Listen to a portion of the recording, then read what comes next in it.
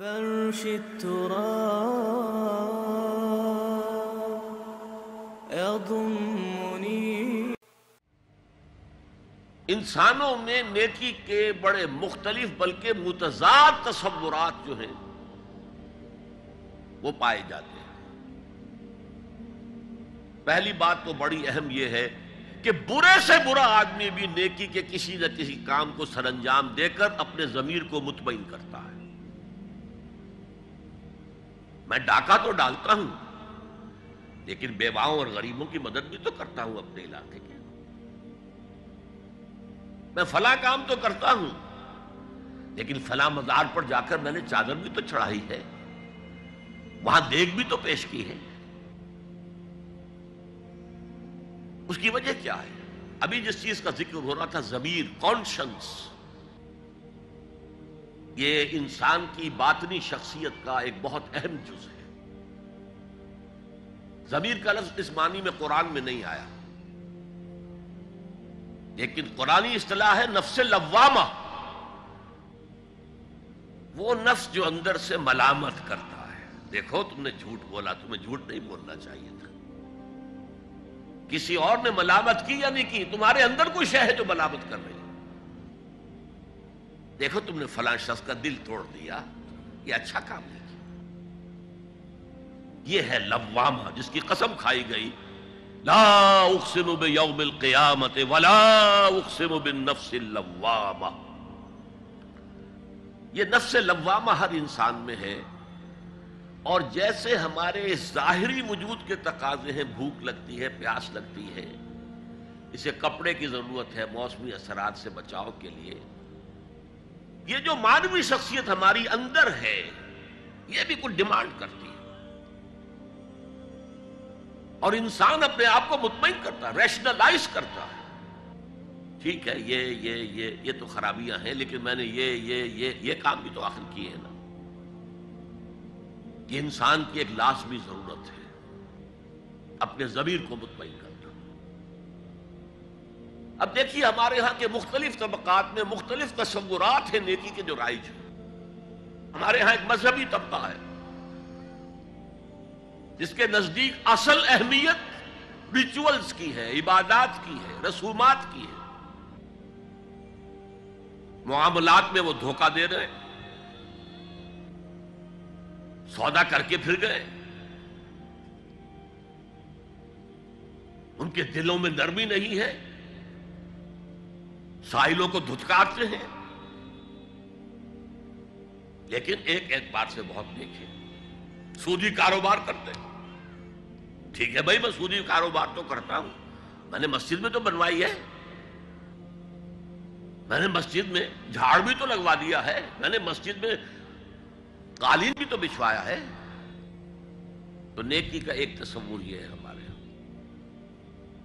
اس کے بالکل برعکس ایک تصور ہے جدید تعلیم یافتہ طبقات کا تصور۔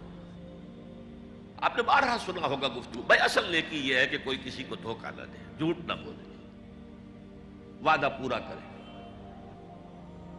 اپنا فرض صحیح طور سے ادا کرے، کہیں ملازم ہے تو اپنے فرائض صحیح طور سے ادا کرے۔ باقی رہ گئی نماز روزہ، یہ تو انفرادی باتیں ہیں، یہ کوئی کرتا ہے تو اپنے لیے، نہیں کرتا ہے تو کوئی بات نہیں۔ یہ دونوں ایک دوسرے کے بالکل برعکس تصورات ہیں،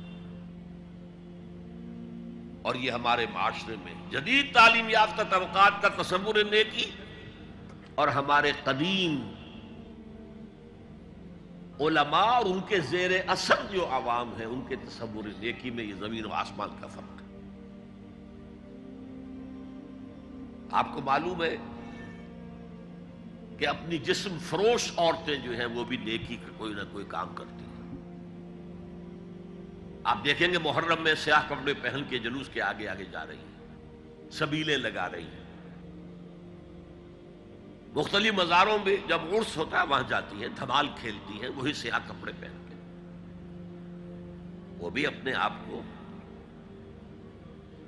مطمئن کرتی ہیں۔ مشہور ہے ایک واقعہ شہنشاہ عالمگیر اورنگزیب کا، اس نے دلی میں گانے بجانے پر پابندی لگا دی۔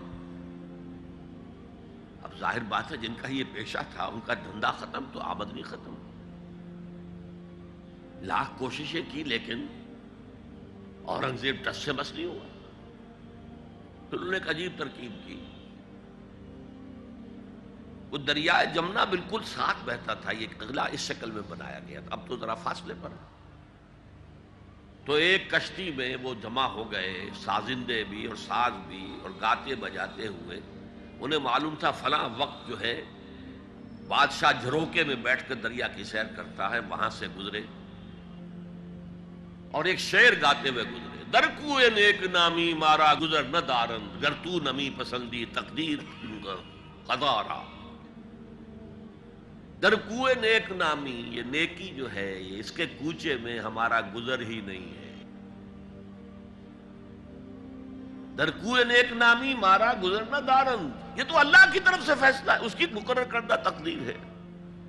گر تو نمی پسندی تغییر کل قضا را، اگر تجھے پسند نہیں ہے تو تقدیر بدل دے. تو بادشاہ ہنس پڑا اور اس نے کہا کہ ٹھیک ہے بھائی، گانے بجانے کی حد تک تمہیں اجازت ہے. تو ہر ایک طبقے کا اپنا ایک تصور ہے نیکی کا. جیسے میں نے پہلے عرض کیا بڑے بڑے ڈاکو جو ہیں وہ اپنے علاقے کے بیواؤں یتیموں کی سرپرستی کرتے ہیں، ویسے نہایت درندگی، سفاکی، انسانی جان کی کوئی حیثیت ہی نہیں. تو نیکی اصل میں کس شے کا نام ہے، کون سی چڑیا کا نام ہے، نیکی حقیقت میں کیا ہے، وہ ہے اس آیت کا مضمون. میں مثال دیا کرتا ہوں، ایک عام قصہ ہے کہ کسی گاؤں میں پہلی مرتبہ ہاتھی آیا. اب وہاں نابینا لوگ جو تھے انہیں بھی پتہ چلا ایک عجیب جانور آیا ہے. وہ آئے اور کسی نے اس کی ٹانگ کو ٹٹولا. اس نے کہا ہاتھی ایک ستون کے مانند ہے. کسی کا اس کے کان کے اوپر ہاتھ پڑا، اس نے کہا چھاج کے مانند ہے وہ. کسی نے پیٹ کو ٹٹولا، بہت بڑا ڈھول ہے وہ. بالکل یہی معاملہ ہے نیکی کے تصور کے بارے میں. اڑائے کچھ ورق لالے نے، کچھ نرگس نے، کچھ گل نے، چمن میں ہر طرف بکھری ہوئی ہے داستان میری. کسی نے نیکی کا ایک حصہ لے لیا، کسی نے دوسرا لے لیا، کسی نے تیسرا لے لیا.